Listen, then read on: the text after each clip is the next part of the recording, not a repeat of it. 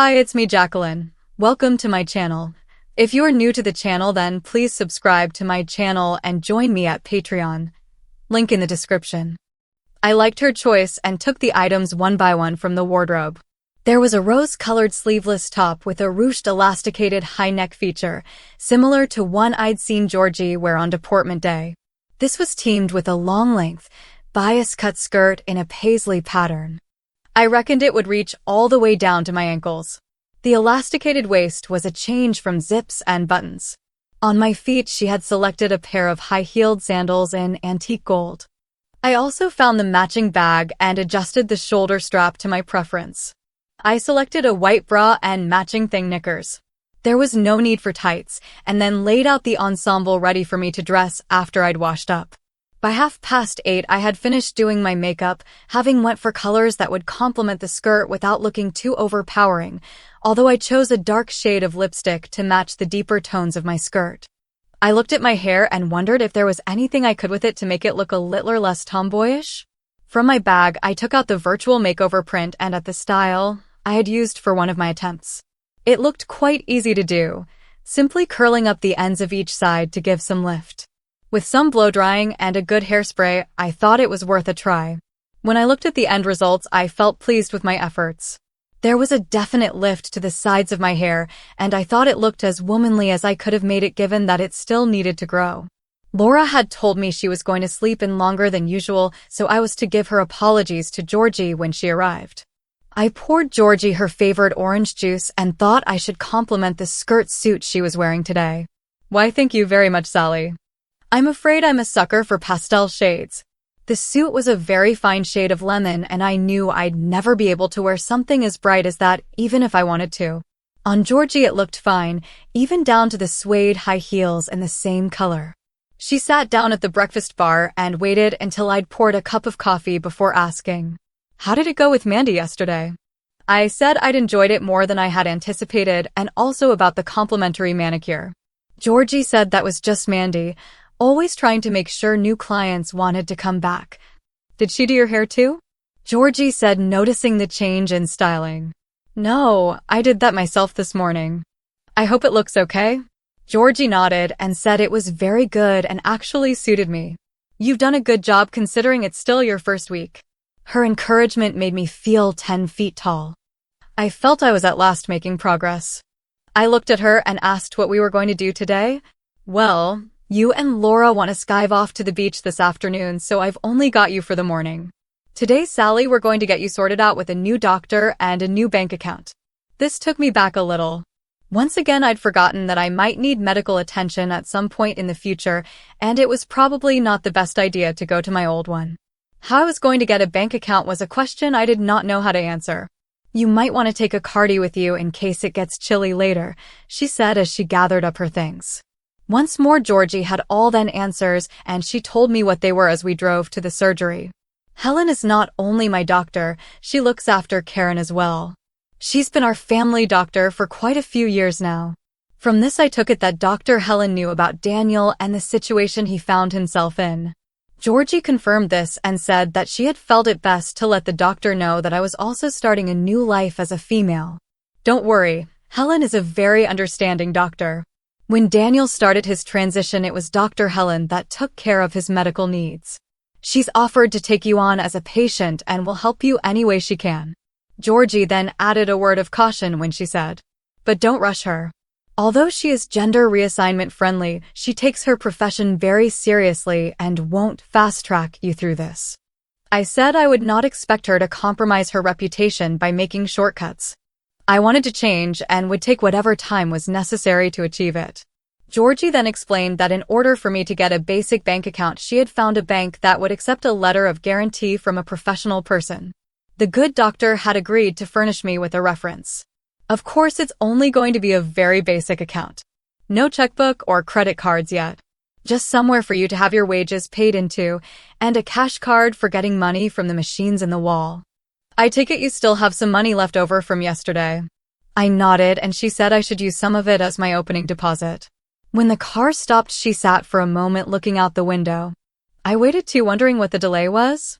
Georgie picked up her own bag, then said to me, Don't you think you should freshen up your makeup before going in? I remembered from my deportment day that a girl should always check her face before making an entrance, so I opened my bag and touched up my lipstick and applied another coat of mascara for good measure. Dr. Helen Thompson was in her early 40s, but managed to look younger without the addition of makeup. Her short red hair ended just on her shoulders, and it was center-parted to frame her oval-shaped face. Georgie sat behind me as Dr. Helen took the details of my current medical center. Patients are always changing doctor these days. It happens all the time, so don't worry, Sally. When I get your medical records, I'll incorporate the details with your new records here.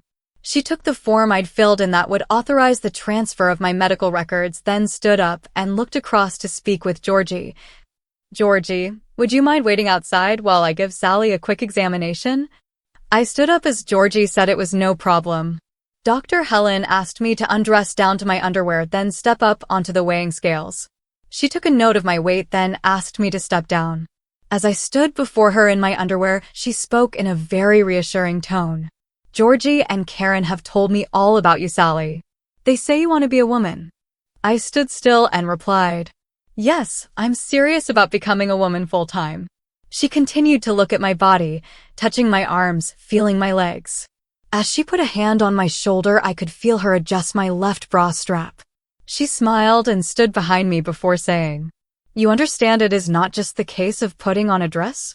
A man wearing a skirt and makeup is no more a female than a woman who puts on a man's suit becomes a male. There is a long and sometimes complicated path ahead. Not everyone who starts the journey gets to complete it. I paused before replying, yes, I'm learning that every day. Dr. Thompson then proceeded to examine my body, at the same time asking how long I'd wanted to be a female, since about the age of 12, when I'd worn my first female clothes. About 16, my big sister threw out an old bra and I'd gone and retrieved it. Had I ever purchased items of female clothing? Only once, and that was a red fitted dress from a charity shop that I could not zip up the whole way because it was too small. How often did I experience the urge to buy women's clothes? Almost every day since my late teens. What would my family think about my desire to become a female? If indeed they even knew about it, they didn't, as I'd left home as soon as I could because I knew they would never accept me as a daughter. For the next 10 minutes, she asked me all sort of supplementary questions, including how many girlfriends I'd had in the past. None, but I did have girlfriends when I was growing up. She looked pleased when I proudly confirmed to her that I'd never once left any stains on anything I'd worn, and I decided to ask her, do you think I should go on any hormone treatment, doctor? She looked at me and said, let's not rush things, Sally. There's a long way to go before we can consider hormone treatment. I will help you, but it takes time. I must have looked slightly downbeat at the comment, so she asked me, have you ever experimented with any sort of female hormone pills in the past? She asked me. I shook my head and said that Georgie had advised me that they were not particularly effective. Dr. Helen nodded her head, then went on. Not in the short term, that's true. Any instant effect is usually just in the imagination. But I take it you are serious about becoming as much of a woman as possible? If that's the case, then some treatments would be beneficial to aid your development. She made a note on my new record. She motioned that I should sit beside her, and she got out some equipment. When I joined her at the desk, she took my blood pressure and some samples for testing. I wondered what she wanted to test, and she said, I won't start you on any hormone therapy if your blood pressure is too high, and you need to drop a few pounds too before I'd be happy about you starting any sort of hormone therapy. When she had finished the tests, she asked if I had any idea what the effects of taking female hormones might have on my body. I shook my head and said I had only read outrageous claims in some of the magazines I'd bought. She produced a bundle of leaflets from a filing cabinet and started to explain the basics. Well, Sally, I do have some leaflets here which I want you to take with you. But basically, in order that you are able to develop further as a female, you will almost certainly require anti-androgen treatment. I had not heard that term before and asked what it meant. She nodded, then continued to explain. From puberty onwards, male hormones circulate throughout the body, stimulating male characteristics and suppressing female ones, to the extent of neutralizing and destroying any female hormones present in your body. This male hormone inhibitor is designed to prevent this blocking action, allowing feminizing hormones to work without opposition. I tried to take all this in, but hoped it was further explained in the literature she had given me. I did my best to listen to her. As we're not yet at a stage where it would be prudent to discuss surgery, you'll also need a potent estrogen hormone precursor pill. That will be in addition to any hormones I will eventually subscribe to you. She started to write more notes on my record, and I asked her just how long it would take for me to see a visible change in my body. Dr. Thompson finished writing, then said, "Everyone responds individually to the effects of taking hormones. That is why even in genetic females with the same level of hormones, some will develop large upper parts and others small. However, initial signs of development should be apparent within 20 weeks of commencing treatment." 20 weeks sounded like forever. Perhaps I'd expected to pop a pill and in a flash of bright light there I would be totally transformed. But I knew that would not be the case. As she pointed at the leaflets, I listened intently. "It doesn't happen overnight, Sally. Becoming a woman is a long process, and I know you might get a little frustrated because you want to develop rapidly. You have to learn to be patient." She made a gesture with her hands that I should stand up, then she came over beside me and said, "Can you remove your bra please, Sally?" I unclipped the bra and put it on the table. She approached me and started to feel my upper parts. She gently pushed the flesh and stood back. "How long have you been wearing a bra full time?" "Since last Friday night," I replied. "Without counting the one you took from your sister, I take it you've never actually owned one of your own?"